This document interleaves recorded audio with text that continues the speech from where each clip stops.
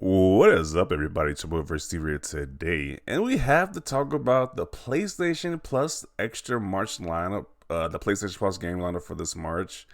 It is pretty. I mean, it's pretty good. I'm not gonna lie, it's pretty good. Sony has definitely been improving their PlayStation Plus lineup, which is a great thing. But they got a pretty good list of games because before in the lineup, the PS Plus offerings were pretty trash before. But it seems like the past 2 to 3 months, the lineup has been pretty solid.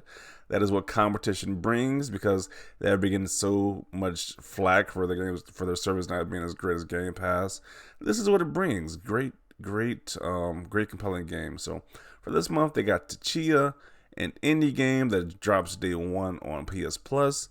I might check this out. I might upgrade my PS Plus to check this one out.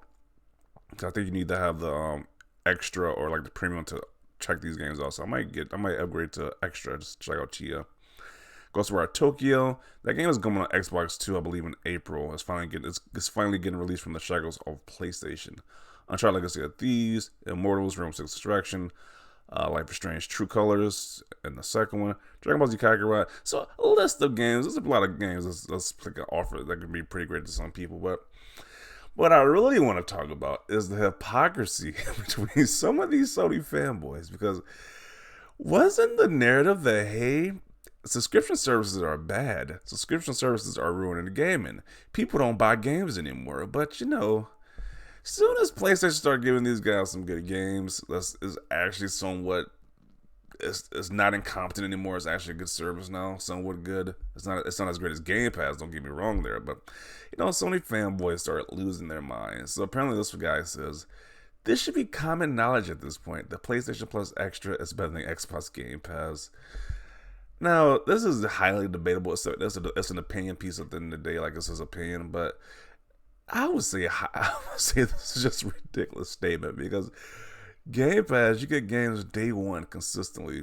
That's the big driving factor to the servers. While PlayStation Plus, they begrudgingly want to give you games day one. Like I think they did that with the Stray game, which was a hit, and they did that with this Tachia game, which I think is reviewing fairly well. But you know, it's just hilarious how now they're saying PlayStation Plus Extra is way better than Game Pass now, when Game Pass has been spot on for the longest since its inception. Probably not since its exception, but it's been spot on for the past few years.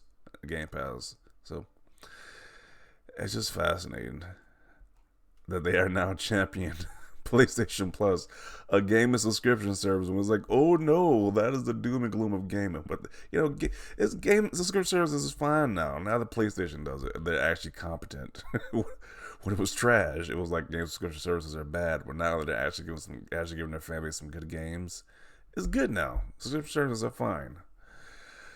The hypocrisy. Then somebody found some more hypocrites. Like this guy says, before Game Pass was destroying gaming, and they used to post this on a constant basis that Game Pass is somehow destroying gaming because people don't want to buy games anymore. Today, PlayStation Plus is the best deal in gaming. Just blatant hypocrisy. So let's see this one.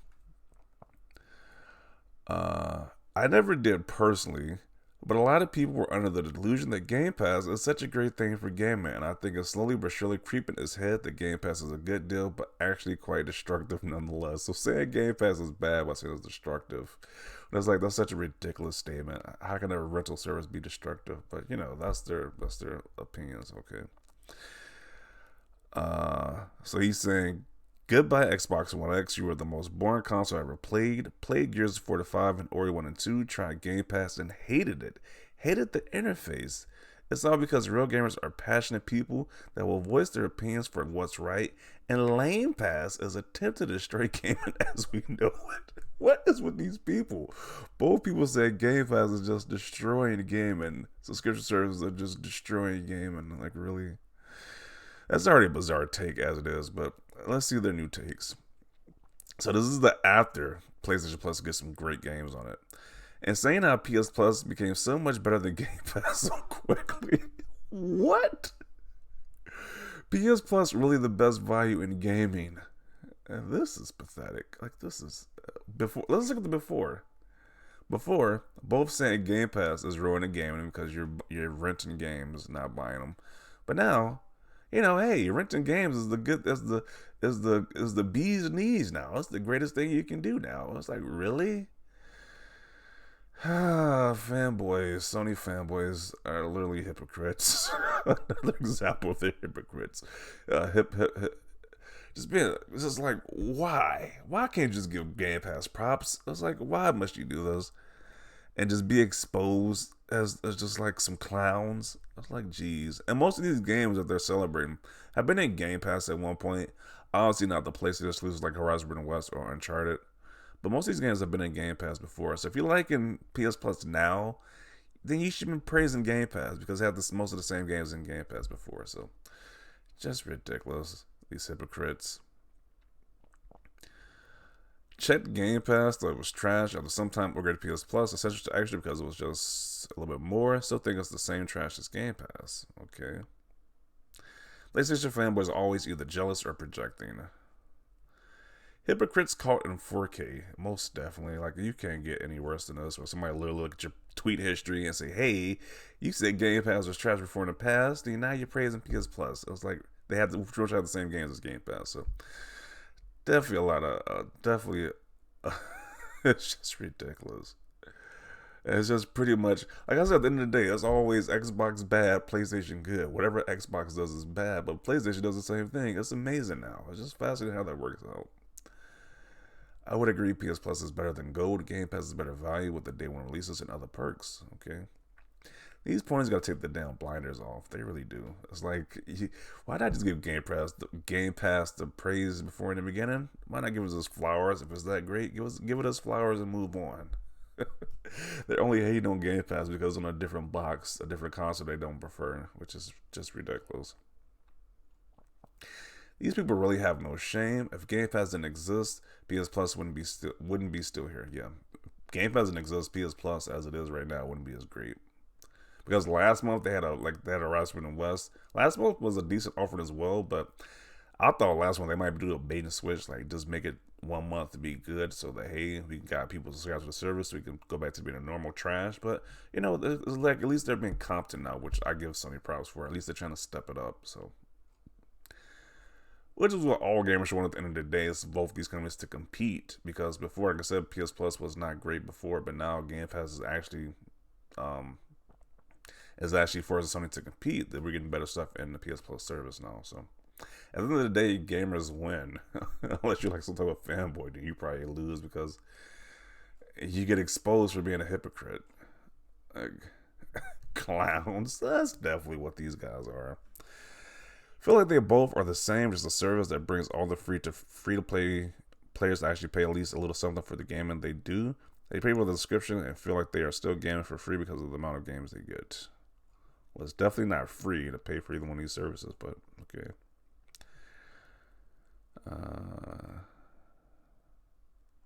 PS Plus, the best value in gaming. That's definitely. I mean, it's getting better. It's definitely getting better than it was before.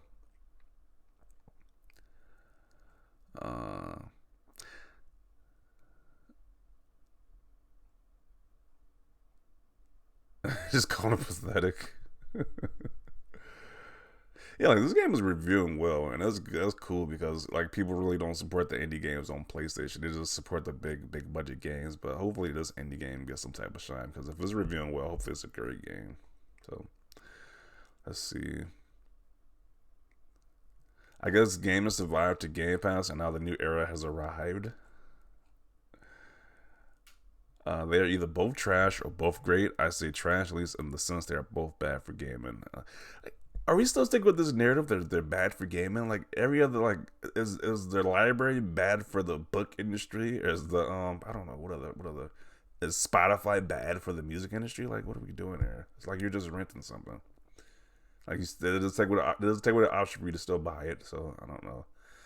The people who still stick by the narrative that these subscription services are bad for gaming is just like it's just clownish at the end of the day. Like renting the games has been around since the video game industry has existed. Like there's always been a Blockbuster, there's been a Netflix, there's been a Redbox or whatever. So or a GameFly. So I don't understand why these people who are just vehemently against renting games. It's just weird to me that people are against that. Like if you want to just buy your games, you can just buy them. It's just weird to me. Uh, Crybaby Karen caught in 4K and hypocrisy from him confirmed. These guys have no shame using Spotify and HBO Max, but Game Pass is where they draw the line. I just never understood that. Like, I agree with this guy 100%. Like, these people use Spotify, they use Hulu, HBO Max, Netflix, but you know, we just draw a line at video games, which makes zero sense. Like, um, my favorite one is the exclusives are good for the industry crowd who are now crying about Starfield. Yeah, they've been crying about Starfield for a while. And only been intensified when they released that they delayed. When they released that delay, it only been intensified. But yeah, it's like you can't be saying exclusives are good, but then when Xbox gets an exclusive that you want, then exclusives are bad now. Microsoft used to share. Well, yeah, I'm gonna conclude it right here. The focus is that these guys are hypocrites. At the end of the day, it's like why? It's like why? You know, it's like if your stance is that you hate subscription service, which is a stupid stance to begin with, but if your stance is that, then stick with it. Don't be like, let me saying the Xbox One is bad, but then the PlayStation One is good. It's pretty much the same games that was on the PlayStation One now was on the was on the Xbox One before in the past. The majority of the games were so. Just plain hypocrisy, but I would include it right here. Definitely want to see your thoughts down below.